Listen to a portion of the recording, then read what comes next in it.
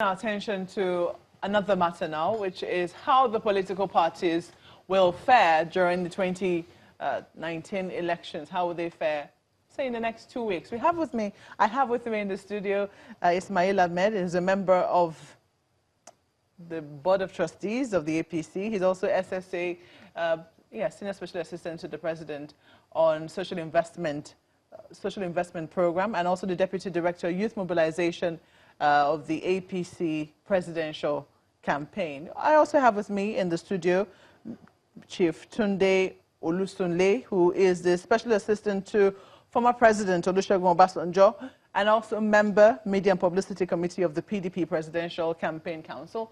You're welcome to Sunrise Daily. Thank you very much. You're both welcome to Sunrise Daily. Thank you so much.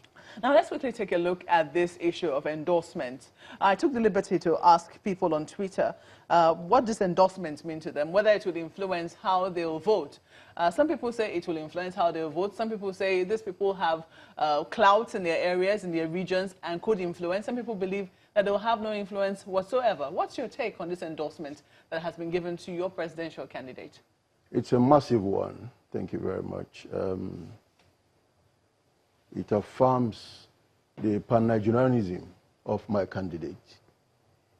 If you look at the broad spectrum of the groups that endorsed him, Northern Elders, the Niger Delta, Afenifere, the Middle Belt, cuts across. There are no little catchments in politics and electoral matters.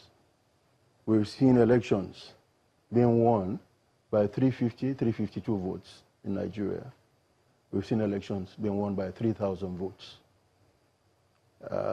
So to this extent, if these honorable, distinguished, highly regarded leaders of ethnicities, socio-cultural groups, have agglomerated their views and decided to stand with my candidate, it's a major plus for our project. Your party says that this is not going to have any effect because some of the groups, some of the social political groups are factionalized. But some people will say you wouldn't have said that if they had endorsed your party or your presidential candidate.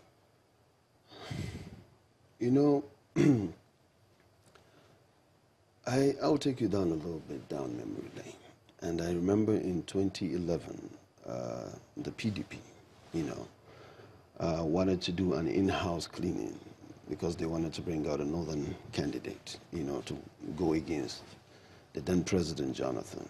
And most of the members of the Northern Elders Forum today who spoke at that endorsement rally were part of the group that endorsed the now presidential candidate of the PDP, Alhaji Atiku Abubakar, against the likes of General Ibrahim Badamasi Babangida and Aliyu Gusau and Bukola Saraki, who is his DG campaign today, who was then the governor of Kwara State. And then he emerged, and then there was a lot of applause, and then he went against Jonathan, and he was still defeated at the primaries. And then Jonathan faced us when we were in CPC in 2011.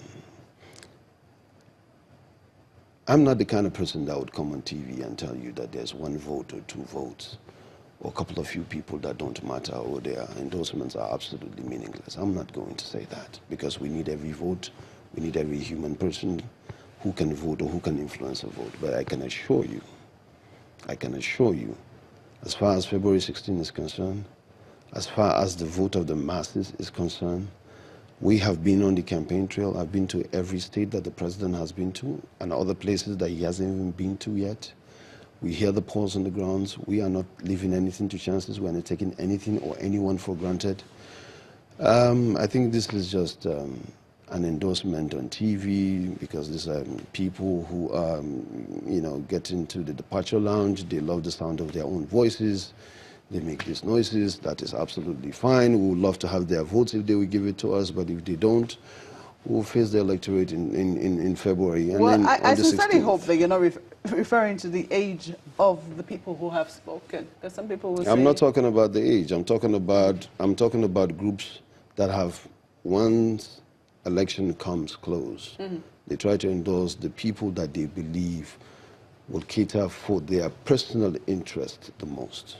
The president has made it clear from day one that for the first time, since the re-advent of democracy in 1999, Yes. this is going to be the government of the people. Well, I'm asking you At the about that bottom of the because you said pyramid. something about departure lounge, and I Oh, yeah, wasn't of sure course. what you were referring to. Sorry, That's exactly what I need to Yes, interject of a course little you bit. may. Because you see, he said he went back memory lane, and he was talking about 2011. Yes. Talking about endorsements then. You see, the socio-political dynamics in 2011 are different from what we have on the plate at the moment. Because then you had, the mass clamor was for for the reaffirmation of the ticket of President Jonathan, who succeeded his principal, who died in office. And of course, President Buhari ran against him then, which was a grain against the grain. In that process, of course, my principal also ran. But like I said, the fervor then was for, Nigeria to uphold President Jonathan. That has turned around now. Because you have my own principal, for instance, who stands, as we speak, as perhaps the most experienced presidential candidate on the front burner now. And we have a situation where the two people who are going to be standing against themselves on February 16 come from, perhaps the same part of the country. So it's a totally different ball game, So these endorsements matter. There's absolutely nothing inconsequential, when people affirm, and give you their voice. Mm-hmm. Well, we are not afraid of that. We'll see about that on February 16. That's what I said. We'll see about that because this is going to be done in the ballot boxes, not on the pages of newspapers or on TV. But let me also say something to him. If he's talking about northern candidacy and southern candidacy and experience, and then people keep talking about this experience as if, and I asked them, what is the experience of Alhaji Atiku Abubakar? And with all due respect, he has an impressive political resume. But what is his experience? He has been vice president for 8 years. Okay, fine. Our candidate has been president. There's nothing that gives you experience like being in the office that you are running for. And he has been president twice, both in uniform and now for 3.5 years as a civilian president. So in terms of experience when it comes to administrative experience, and being experienced in governance, I don't think he matches up to President Muhammadu Buhari. That is one. And two, I'm glad he mentioned the fact. Not even as vice president? Of course, as vice president, he doesn't have the experience that the president has because he's running for the office of the president that the president already is.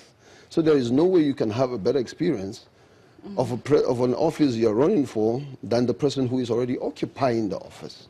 There's no gainsaying that. And he mentioned the issue of 2011. Do you want to I hope I can comment. No, he wants. No, let me finish the issue. Let me finish the issue of 2011. Let him respond to that. I think it is beyond titular, acclamations here.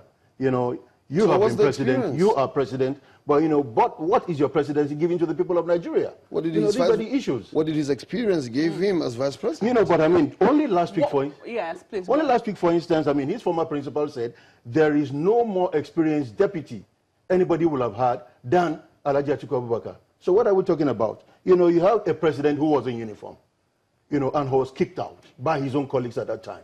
You have a president who is there now. And what has he given to Nigeria in 44 months of his presidency?